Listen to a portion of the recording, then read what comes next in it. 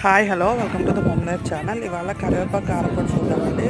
దీనికోసం ధనియాలు, జీలకర్ర, శనగపప్పు, మినపప్పు, ఎండుమిరపకాయలు తీసుకొని మూకుట్లో ఆయిల్ పెట్టుకొని బాగా ఫ్రై చేసుకోవాలి. కలర్ మారేదాకా ఫస్ట్ శనగపప్పు, దాని తర్వాత మినపప్పు వేసుకొని దాని తర్వాత ధనియాలు, జీలకర్ర 1 బై 1 యాడ్ చేసుకోవాలండి. లాస్ట్లో ఎండుమిరపకాయలు యాడ్ చేసుకొని బాగా కలర్ మారేదాకా వేయించుకొని ఒక పెద్ద ప్లేట్లోకి తీసుకొని దాన్ని చల్లారి పెట్టుకోవాలి. కరివేపాకు పొడి రైస్లోకి, ఇంకా ఇడ్లీలోకి, ఇంకా దోశల్లో కూడా బాగుంటుందండి. ఎవరైనా కొత్తగా ట్రై చేస్తున్నారు అంటే ఒకసారి ట్రై చేయండి, చాలా బాగుంటుంది. ఇదే దాంట్లో మూకుట్లోనే ఆయిల్ వేసుకొని కరివేపాకు కూడా వేసుకున్నాను. 4 to 5 మినిట్స్ మీడియం హీట్లో బాగా ఫ్రై చేసుకోవాలి.